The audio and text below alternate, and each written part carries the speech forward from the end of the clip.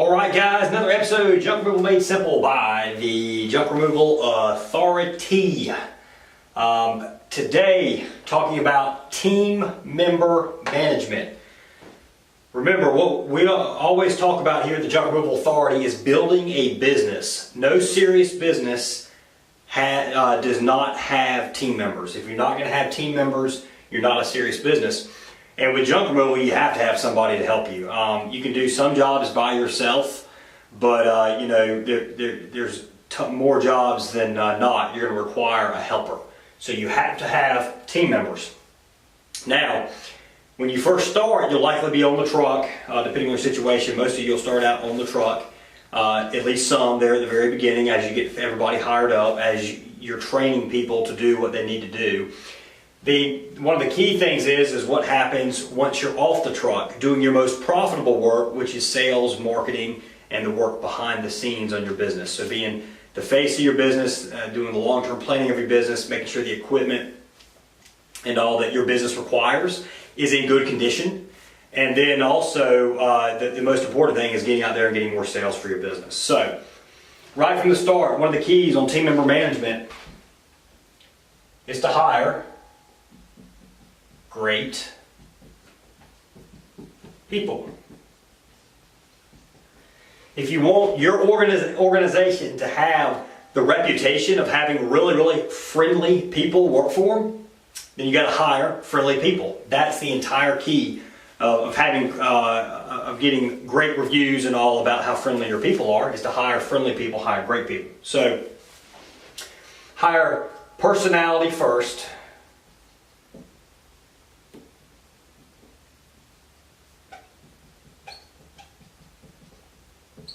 Hire appearance second.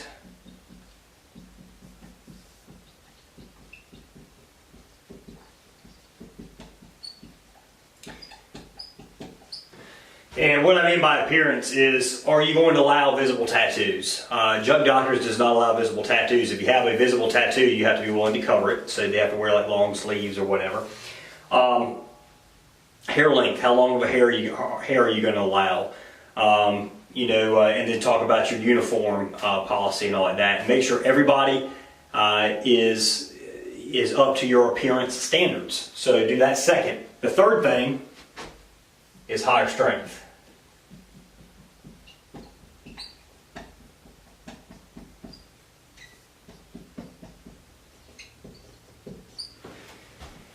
Typical interview is going to last about 15 minutes. If your interviews are lasting any longer, you're wasting time. You really will not know how somebody's going to do with junk removal until you've actually gotten them out there on the truck, until you see what they're made of. Guys, it's in a corporate job.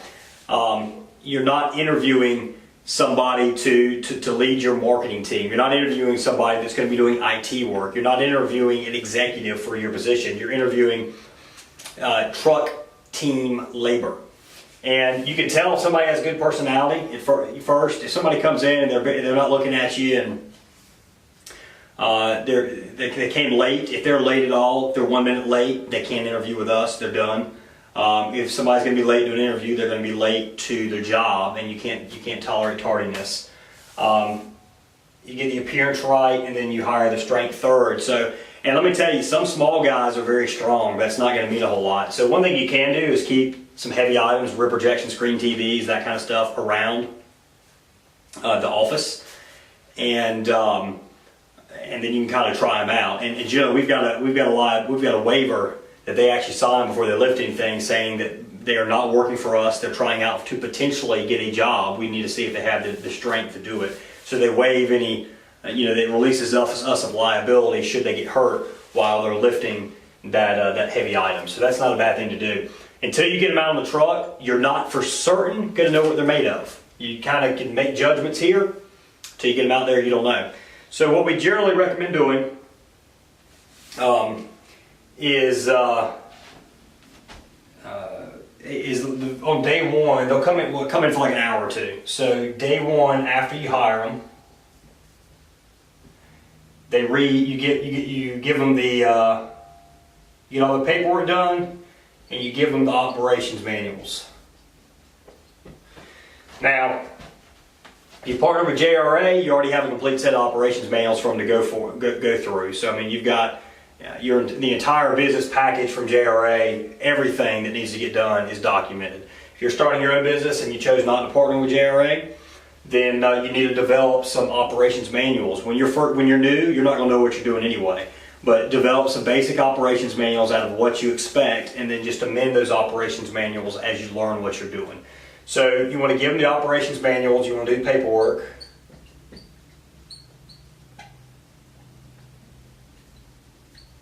That's going to be your NC4 form, well, North Carolina's NC4. That's going to be your state's tax form, W4, I-9, and make a copy of driver's license, make a copy of social security card, or all that good stuff. If they're going to be driving, send over their information to the insurance company for driving.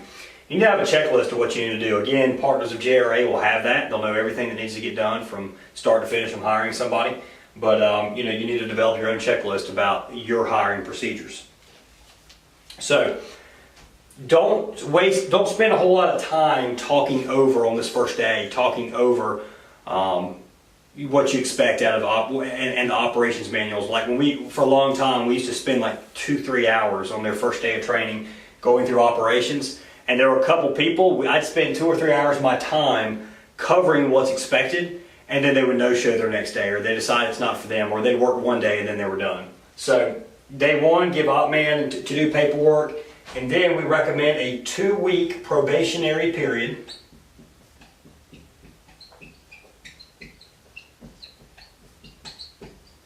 During that 2 weeks, either us or them can basically cut us loose at any point. Now you might be able to do a 1-week probationary period, because after 2 or 3 days, the majority of team members know if this is the kind of work they want or not.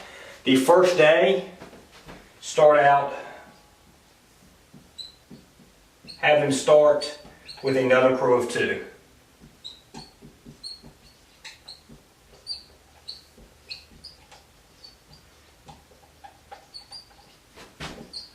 And you might want to do this for like 2 days, unless they just hit the ball out of the park first time. Your team members are very happy with them. They say they know exactly what they're doing. No issues whatsoever. You might be able to turn them loose on the second day. But it's always a good idea to work them as a third person for the first couple days, because they're more likely to no-show their first few days. If they get out there and the work's too hard for them, too strenuous, it's too hot, and encounter something nasty they don't like, then they're more likely to drop out in the first few days than later on.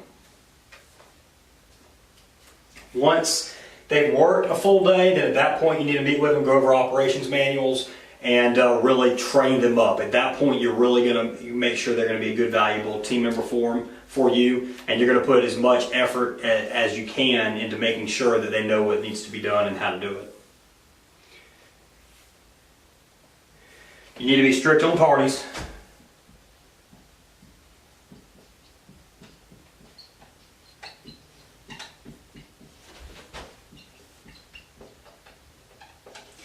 Our tardy policy is you're allowed 3 per quarter. Anything over than that, you have a sit-down meeting with the GM, and in this case Christian. And then if you are tardy again within that same quarter, you're generally cut loose. So and 1 minute late is considered tardy. If they show up and they don't have their shirt tucked in, or their shirt's is wrinkly, they're not dressed in uniform, they haven't eaten, that's considered tardy. You're tardy unless you show up to work on time, ready to work. You're not ready to work if your shirt's untucked and all that kind of stuff. You must be very strict on this, because what will happen is if you're not, the team members you have that are getting on time, that are doing their part, they're getting into work on time, will notice that Joe keeps coming in and Joe is late all the time and nothing's happening. So they're going to start, hitting that snooze button and just staying in bed a little bit later. Before you know it, everybody got showing up 5, 10, 15 minutes late. That throws off your entire day. If you like junk doctors, one crew's doing anywhere from 4 to 7 jobs in a day. One guy being late throws off your entire day, and can possibly have you getting off late to jobs, which is a no-no.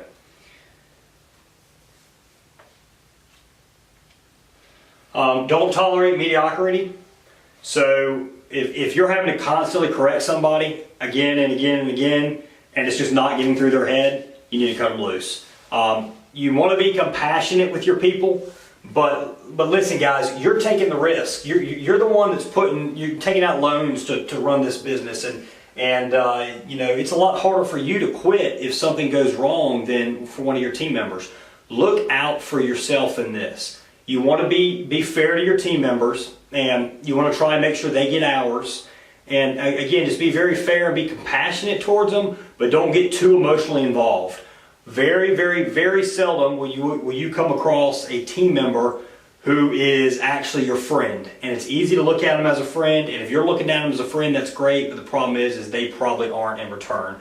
I've had far too many team members loan the money that never got paid back, or loan the money and they quit shortly thereafter, or they would ask off for the next day, and I do my best. I spend time trying to find somebody else to cover them, to get them off, or there's been umpteen dozen things that we've done for team members, and they just it's like they think that you're making all the money, you can afford to do it, you're not really doing them a huge favor, that they make you enough money that they can do whatever, and as soon as they get a better chance, they'll leave you high and dry. They'll quit, and they won't. It's something a lot of people just quit without even showing up. You'll have one guy. I remember one guy in particular. This guy's name was Scott, and Scott and I got along great. He was a nice guy. He's a big guy. He's a great worker. I think a week or two before, I took him out to lunch. We ate lunch together, talked, kind of cut up and everything, and then all of a sudden one day, no shows. 3 days in a row, we never hear from him. I had to, before he made contact with me, when I found out he was okay, I was about to call the law and had the law go check on him because nobody had heard of him. He hadn't been communicating with me, and he hadn't been communicating with any of his other coworkers. And I didn't know if the guy was dead, laid up in his apartment or whatever. I was about to send the cops in. He made contact, said he was okay with one of his team members. He would not talk to me until I told him in order for him to get his last check, he had to come turn his shirts in, and his operation manual. We had paper manuals at the time, and he had to meet with me. Or he wasn't getting paid. He was not getting his last check. So, and when he showed up, no apology or whatsoever or anything. I don't think it ever registered him that I was disappointed he left, but I was worried about him too. That was my main thing. I was really worried about him. So,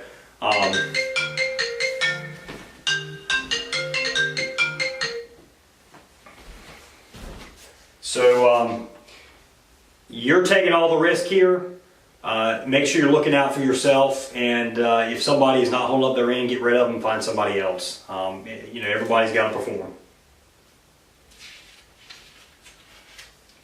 One of the things you can ask, I love this, ask,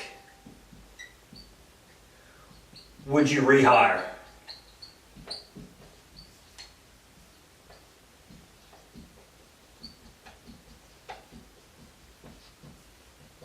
So, knowing what you know now about that team member, would you hire them again?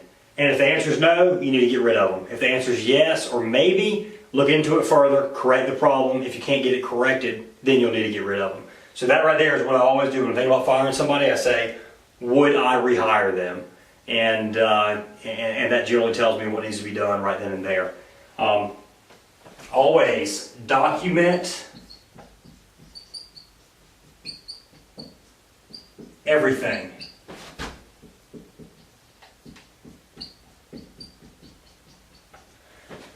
Documenting everything will help you avoid lawsuits, avoid unemployment claims. I've had more people file for unemployment when they were let go because they couldn't get into work on time, because they cussed out another one of my team members, because they cussed in front of customers and didn't treat customers very well. And what saved my bacon was the fact that from the very start, I documented everything. So when the unemployment commission comes and they're like, yeah, we're gonna pay this guy some unemployment money, I was like, no, you're not. Here's what he did. On this date, he was late. On this date, he cussed in front of a team member. On this date, I had camera footage in the truck where he was cussing out a team member and saying inappropriate things about me. He's not getting unemployment. And that's different by state. Some states are on the employee's side on unemployment, and then it becomes even more critical to make sure you document everything. State of North Carolina, we got it pretty good. They're generally on the employer side. So it's not that, in North Carolina is a right to work state. Generally unemployment at least in the state of North Carolina, and in most states, unemployment is applies only to people who are basically laid off. So if you just got cut because of a downturn in the economy, because they shut down a division, something like that, normally you're eligible for unemployment. Especially in the case of North Carolina, if you did anything wrong whatsoever, and you were fired with cause, then you are not eligible for unemployment. But make sure you document everything, or that's hard to prove. Generally, no loans.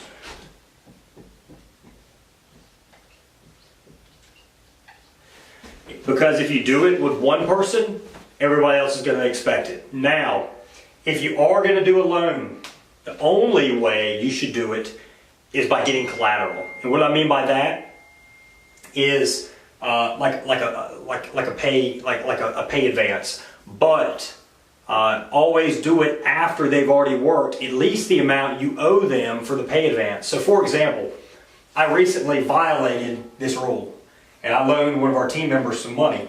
But what I did, he was wanting $1,000, and I said no. He was, long story short, he was moving into a new place while he was still in his old. He's going to have to pay double rent. He's been with us several years, good team member.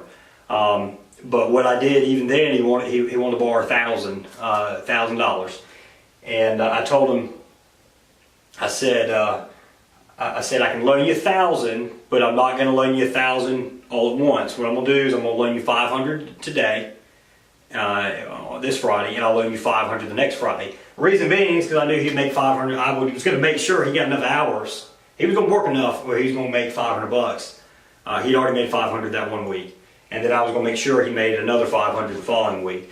That way, if something happens, I've got collateral. I've got the time he's worked, and you simply just deduct that from his check. So always, if you're going to loan team members, have collateral. I've lost too much money, a couple $1,000s loaned to team members that never got paid back. No tolerance on drug use when it's obviously affecting your team's performance. And if you suspect it, they're on it. If you suspect they're on drugs, they're on it. Any type of personality change, they're on it. And a drug addict is extremely good at lying. Most drug addicts are very good at lying. They've been lying their whole life about the drug problem. We've encountered issues in the past. And you kind of say, well, something's changed about him. Is he on drugs? He says no. And every time you prove to be right. Any suspicion whatsoever of drug use, an urgent care can provide a drug test. Have them go to an urgent care, accompany them to an urgent care, have them take a drug test, and you can see the results. Under no circumstances whatsoever, if you even begin to suspect somebody's on drugs, do you allow them to drive. They probably shouldn't work, but if you have the slightest suspicion, until you get those drug test results back, they don't drive. So that you're just opening yourself up to issues there.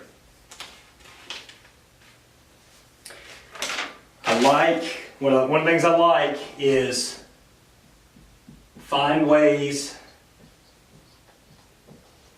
they can earn commission.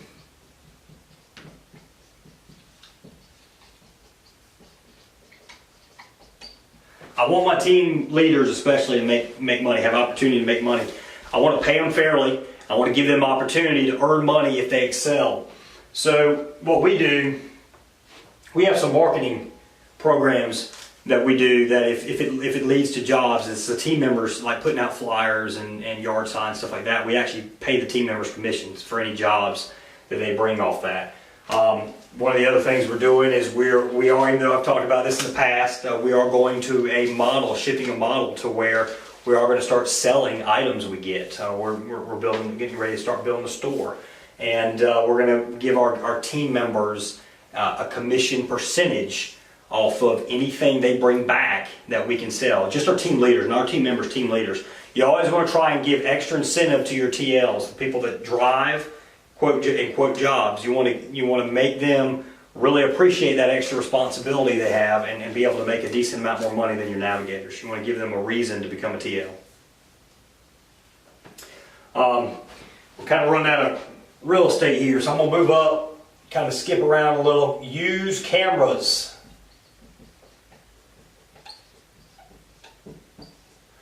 Now, vehicle cameras are a little bit of a pain in the ass. If you want live feed, we always like live feed on ours, but you know it's 30, 40 bucks a month per truck. It's hard to get a good reliable signal. Vehicle camera is a little bit of a pain for sure. But make sure you can get them recorded. I suggest you have at least some trucks with live cameras and put team members you might trust a little bit less on those trucks with live cameras. And then just rotate them around too. So when you have multiple trucks, just rotate people around in different trucks. That way you can watch them live. Always have GPS. Always, always, always have GPS on your vehicle. You want to see if people are spending 45 minutes at a breakfast place first thing in the morning. You know, come on guys, you should have ate already. You want to know where they are if a customer calls and asks an ETA and you can't keep up with them. So cameras and GPS. You can't be on the truck with everybody, but in person. But if you have a camera and you have a GPS tracker, you can. The only people that dislike cameras are people that are doing something wrong. The ones that are doing everything right like cameras, because that weeds out the ones that are doing things wrong. Cameras are good. Don't worry about people thinking you're invading their privacy. They are in your vehicle, your property, and they're getting paid by you. You have the right to know that what they're doing is correct. Check time cards daily. So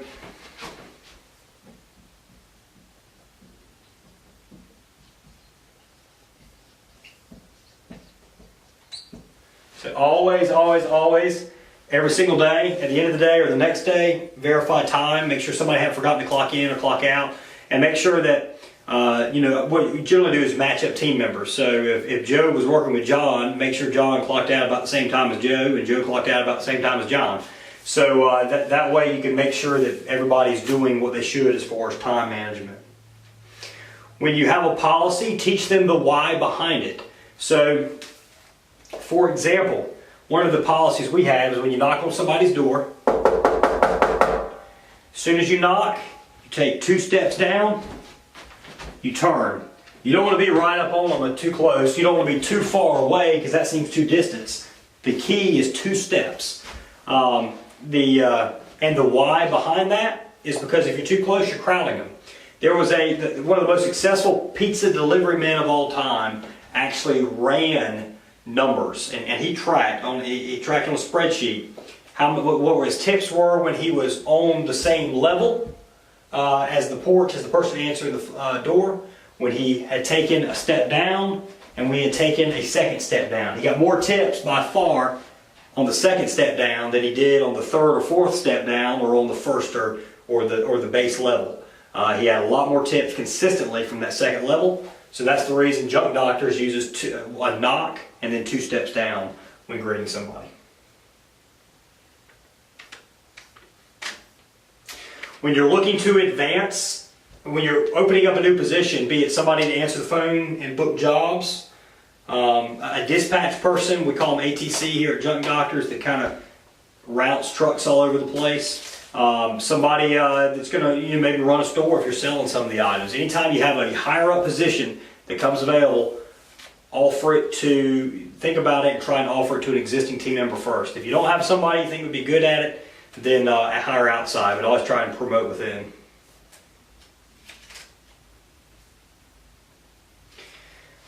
I just want to reiterate, every successful business out there, for the most part, every real business has people that work for it. You must be willing to get out there and hire people. I hear business owners all the time, especially when I first started, back when I was hanging out with, when I was around kind of less successful business owners a lot of times. And they'd always talk about, the problem with business is people. The problem is people. The problem is employees. I can't stand employees. They always show up late, leave early, take too long a lunch break, don't care about their work, do bad work. And the thing is, that's only if you hire the wrong people, and it's only if you don't supervise them and train them right. You're going to face most of your especially in your early years, your most amount of stress, except for a slow day, most amount of stress is going to be dealing with team members. But as you get larger, it actually gets easier to a certain point. So it's not as bad when it's you and like two other guys, and you're on the truck and they're on the truck. Everybody gets along pretty good, you know, generally you've got two pretty good people in there you're working with. The challenging part gets to where you get between like 4 and say 10. It depends on how many team members we have, but 4 and 10 team members, somewhere in there, gets to be a bit challenging. When you get up to 13, 14, 15 team members, then at that point what happens is you're less reliant on one person. They actually know that, so they make sure that they do a really, really good job, because they know that it's going to be a lot easier for you to replace them, that you don't rely on them as much when you have more people. When you just have a few people, 4, 5, 6 especially, people which can kind of show up late and they'll think they'll get away with it. Don't allow them to get away with it. Do not allow them to get away with it. But it does get easier. As you add more people, you weed out the bad ones, and things start to run a lot smoother. And then the other thing, never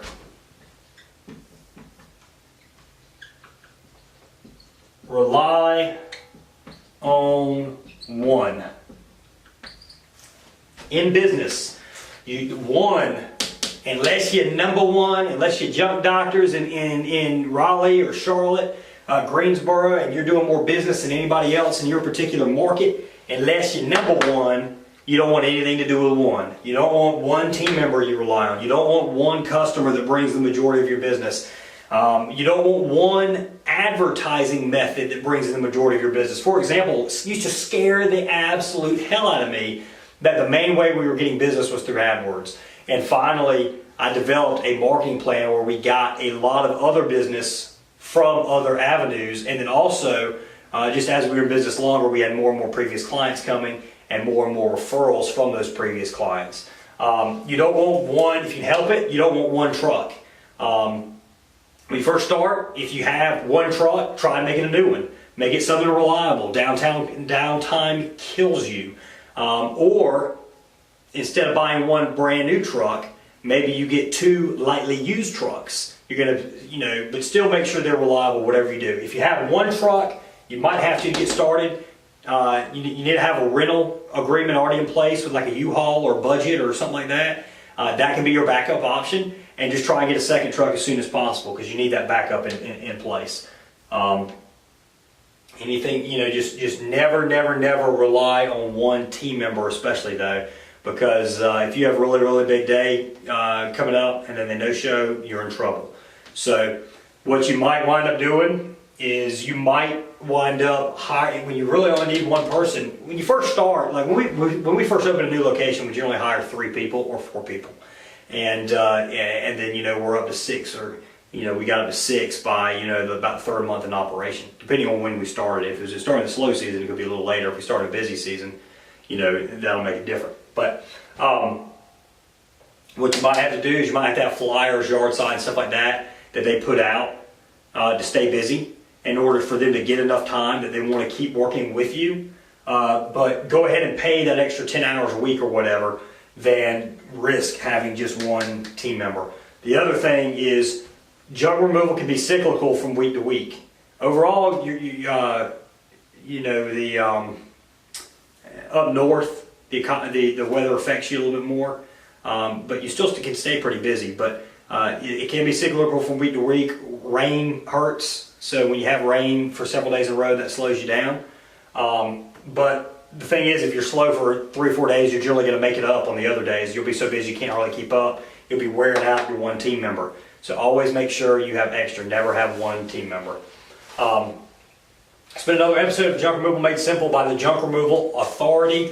Remember, Junk Removal Authority is the source to help you start, grow, and expand your junk removal business. We provide complete business packages. It takes you from the idea to opening day, everything in between. That includes your logo design. That includes your website. That includes your initial AdWords setup. That includes your initial social media setup. That includes us coming to you We've got complete websites. The websites, they SEO great. They're great for AdWords. We provide AdWords management. Anything you need for your junk removal business, talk to us. Email me, lee@junkdrs.com, lee@junkdrs.com. Call 919-466-9322. You can follow me on Facebook at Lee Godbold. You can also follow our Junk Doctors page. And really just looking forward to helping everybody. Hope this video right here provided a lot of great information for you. And we'll see you next time.